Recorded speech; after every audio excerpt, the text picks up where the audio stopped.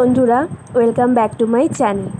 দিনটি ছিল রথের দিন। তো প্রথমেই জানাই তোমাদের সবাইকে রথের অনেক অনেক শুভেচ্ছা।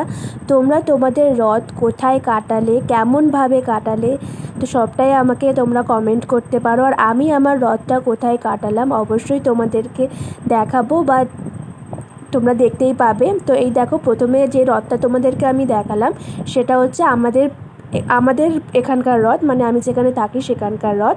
তারপর আমি আর আমার বান্ধবী স্টেশনে চলে গেলাম এবং স্টেশন থেকে তারপরে ট্রেনে উঠে গেছি।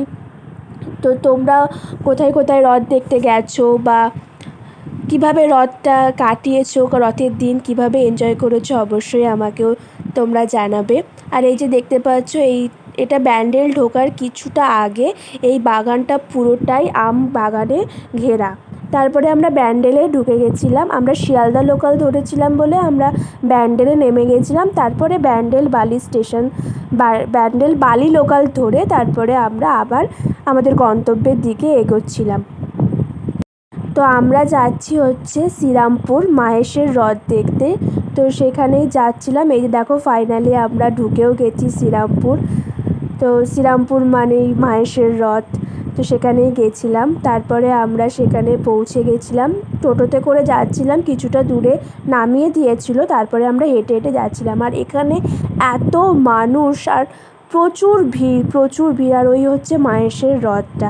তারপরে কোনো রকমে আমরা ভিড় কাটিয়ে মেলার মধ্যে ঢুকেছিলাম। মেলাতেও বীভৎস ভিড় ছিল, মানে কোনো রকমে আমরা মেলাটুকুতে ঢুকেছি, মানে পুরোটাও ঘুরতে পারিনি। তো এই যে এখানে চুড়ির দোকান বসেছে, তারপরে এগুলো হচ্ছে ঠাকুরের জিনিসপত্র নিয়ে বসেছে, আরও অনেক প্রচুর সব রকমই প্রায় মেলা ছিল। তো আমার রথটা তো আমি শ্রীরামপুর মাহেশেই কাটিয়েছি। তোমরা কোথায় কাটিয়েছো অবশ্যই কমেন্ট করবে।